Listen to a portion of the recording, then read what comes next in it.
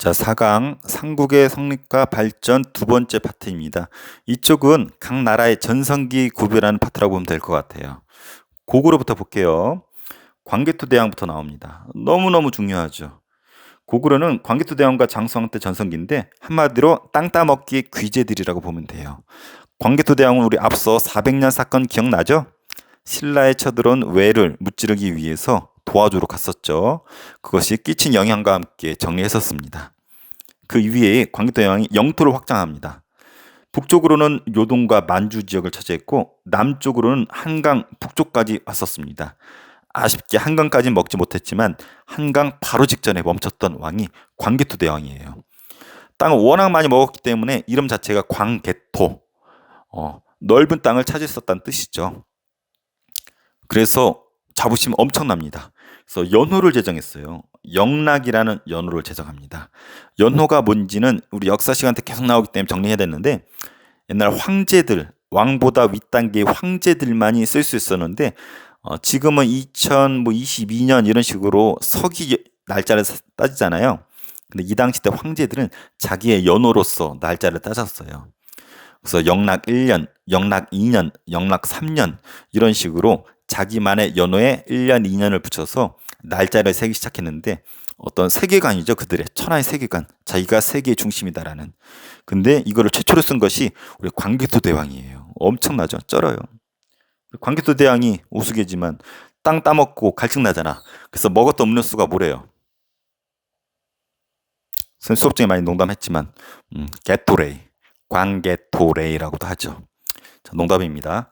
자, 광개토대왕 영락이란 연호 사용했다라는 거 잘 나옵니다. 영락 나오면 무조건 광개토대왕이고, 자, 장수왕 광개토대왕 아들이에요. 근데 이 사람도 되게 엄청나. 오래 살기도 했지만 머리가 좋습니다. 중국이 남조랑 북조로 분열돼 있거든. 그래서 북조랑 남조랑 고루고루 친하면서 우호 관계를 맺고 남쪽으로 쳐들어 내려갑니다.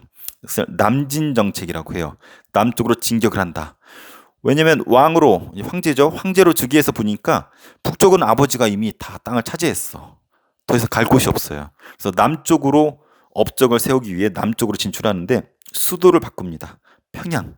지금 북한의 김정은 뚱땡이가 살고 있죠. 천도라는 말은 역사에 자주 나오는데 수도 옮기는 것을 천도라고 합니다. 그래서 수도까지 남쪽으로 바꿔가면서 남쪽으로 쳐도로 내려갑니다. 그리고 성공하죠.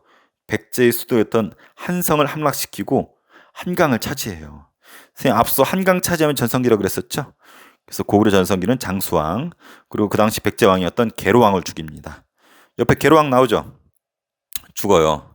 선생님 앞서 얘기했었을 거예요. 이 좌우는 동시간대에 있었던 왕들이라는 거. 그래서 장수왕 때 계로왕은 운이 없었어요. 죽어버려요. 자, 그리고 자랑하고 싶잖아. 엄청난 땅을 차지한 것을. 지금이야 인스타나 페이스북에 자랑하면 되겠지만 이땐 그런 게 없잖아요.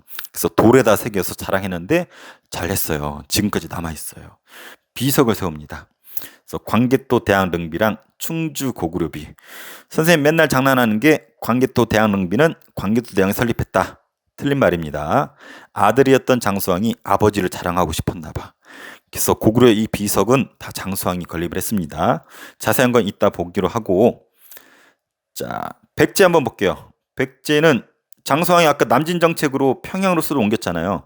그 남쪽에 있던 신라랑 백제가 기분이 어땠을까? 쫄았겠죠. 그래서 그들이 나제 동맹을 체결합니다. 둘이 동맹을 체결했다라는 거야. 그래서 비유왕과 눌지 말까 한테 손을 잡고 이 평양의 남진 정책에 저항을 합니다. 굳이 표현하면 이렇게 되겠죠. 이렇게 손을 잡았다. 뭐 그렇게 시험에 잘 나오진 않지만 우리 맥락을 이해하기 위해서는 알아두면 편해요. 외우진 마세요. 장수왕이 내려오자 나제 동맹이 체결되었다는 건 좀 알고 있어야 돼요. 나제 동맹. 그럼에도 불구하고 계로왕은 죽었고 왕이 죽고 수도 뺏겼잖아요. 그래서 공주로 수도를 옮겼어요. 옛날에 웅진이라고 하죠. 문주왕 때. 몰라도 돼요. 그리고 결혼 동맹까지 하면서 힘을 다시 회복하려 했지만 한계가 있었고 우리가 기억해야 될 왕은 무령왕입니다. 무령왕은 20이 담론 꼭 기억하세요. 왕권이 세겠어요, 약하겠어요, 이때. 여기 나와 있지만 무지 약하죠. 왕이 죽음도 당하고 수도를 버리고 공주까지 쫓겨내려왔단 말이야. 왕권이 강할 수가 없어요. 그래서 무령왕은 지방에 22 담론을 설치하고 자기가 믿을 만한 왕족을 보내서 지방을 통제합니다. 그래서 왕권을 다시 추스리는 거죠. 근데 무령왕은 22담라도 시험 잘 나오지만 무지무지 잘 나오는 게 이 무령왕릉. 자기의 무덤이 발견되었는데 봤더니 특이한 형식이야. 무덤이 우리나라 양식이 아니에요. 벽돌로 돼 있어.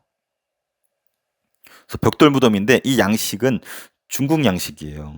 중국 그 당시 남조에 양나라는 나라가 있었는데 여기가 벽돌 양식으로 돼 있대요. 그래서 무령왕릉을 통해서 무령왕 때 중국 남조 특히 양나라랑 교류가 있었구나라는 걸 알 수가 있죠. 시험에 무지 잘 나옵니다. 자, 그다음에 성왕.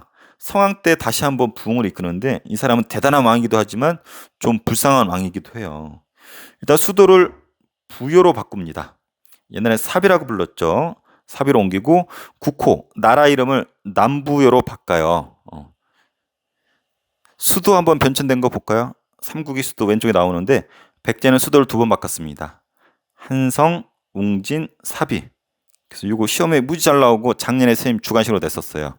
지금대로라면 서울, 공주, 부여로 바뀌는 거죠. 시험에 잘 나옵니다. 고구려는 지난 시간 오늘 봤죠. 조일본에서 국내선 평양, 신라는 천년 내내 경주 이렇게 됩니다. 그래서 성왕 때 사비로 바꿨다라는 거. 근데 여기 보면은 지금 명칭이 부여고 그 당시 때 남부여라 불렀는데 왜 부여란 명칭이 들어갈까요? 백제 귀족 성씨가 부여씨라고도 있어요.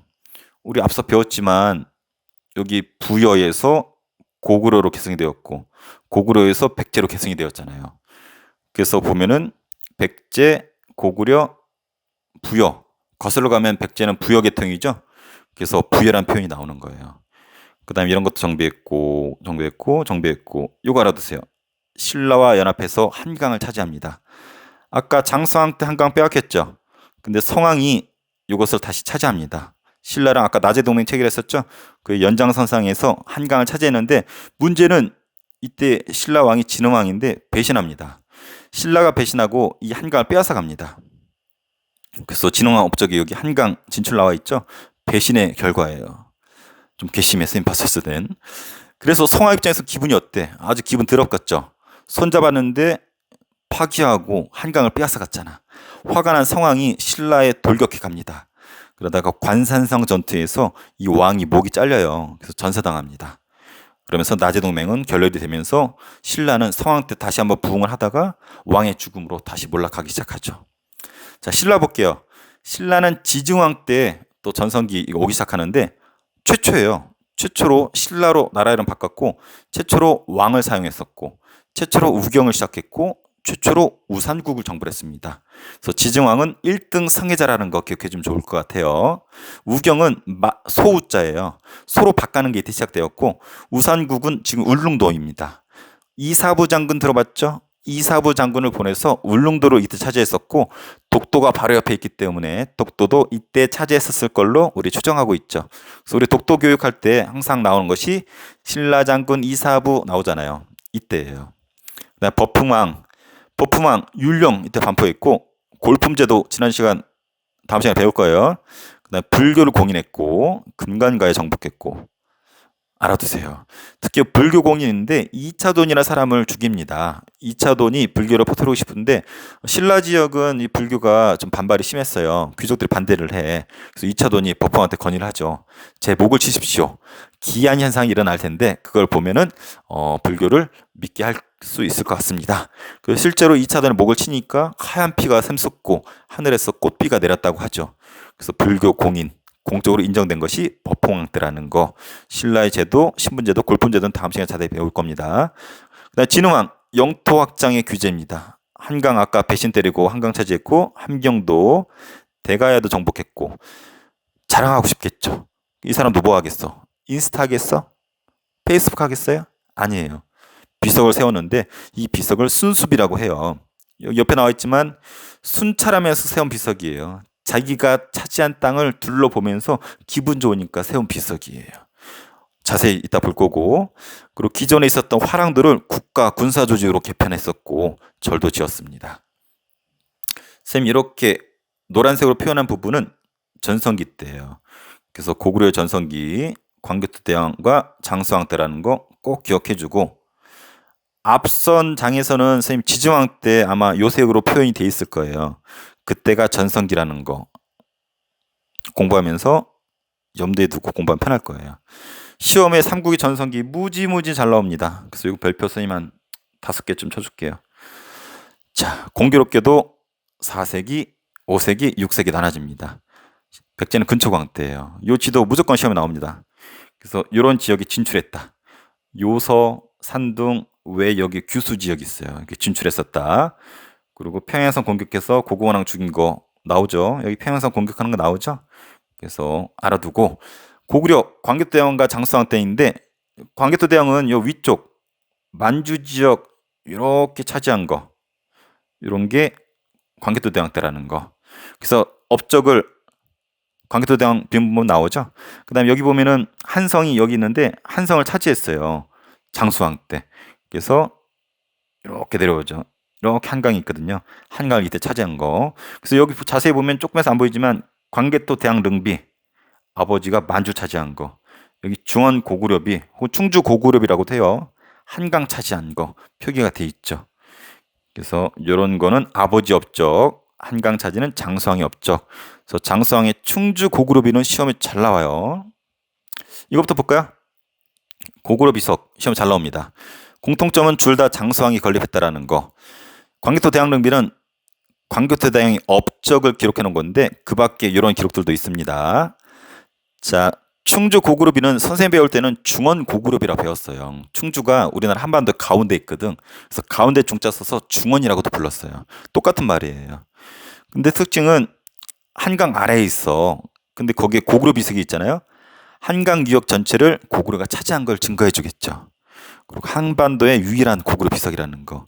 쌤이 고구려를 좋아하는 이유는 얘네들이 좀 쩔어. 자기네를 태왕이라고 하고 해서 엄청 축혀 세워요. 하늘의 자손이라고 하고 백제는 백제라고도 안 불러. 백찬. 찌끄러기 잔자 써가지고 백제 찌끄러기 새끼들이라고 부르고 신라도 동이 오랑캐 새끼들이라 해가지고 좀 우습게 여겨요. 뭐 옷도 하사하고 막 그래. 그래서 이 쩔음 멋있어요. 광개토 대왕, 장수왕. 자, 신라의 비석. 신라 한번 볼게요. 신라는 진흥왕 때 전성기입니다. 자, 한강 차지했고 함경도 진출하는 거 아까 배웠습니다. 이렇게 진출했고 그래서 요 비석 5가지. 자, 여기 창녕비, 단양적성비, 북한선비, 황초령비, 마운령비. 그래서 이렇게 비석들을 세우는데 5개 중에서 요 2개는 꼭 강조하고 싶어요. 단양적성비랑 북한선비는 한강을 차지했음을 말해줍니다. 상류, 하류 이건 고등학교 수준이고 한강을 차지했었다. 단양적성비, 북한산비 여기 한강 유역에 있거든요. 그래서 이 정도는 알아두고 자, 최종 정리 들어갈게요. 자, 전성기 고구려 전성기 5세기에 장수왕과 광개토 대왕 업적 알아두고 특히 요 비석 2가지 특징 특히 장수왕 때 충주 고구려비가 한강 유역을 차지했음을 증거해 주다라는 거. 자, 백제에서는 무령왕 22담로 좀 알아두고 성왕의 업적 부여, 남부여 그 다음에 한강을 차지했지만 빼앗기고 관산성에서 죽었다라는 거. 자, 신라는 지정왕은 최초 성애자 법흥왕 때 불교 공인 율령 골품제도 이런 게 있었고 진흥왕 때는 땅 따먹기 했었고 여기 나오는 것처럼 순수비로 세웠다라는 거. 특히 이쪽에선 120% 강조하고 싶은 거는 요 지도 어떤 왕 때 업적인지 그리고 그 왕들이 구체적으로 어떤 일을 했는지 한번 정리해 보기 바랍니다.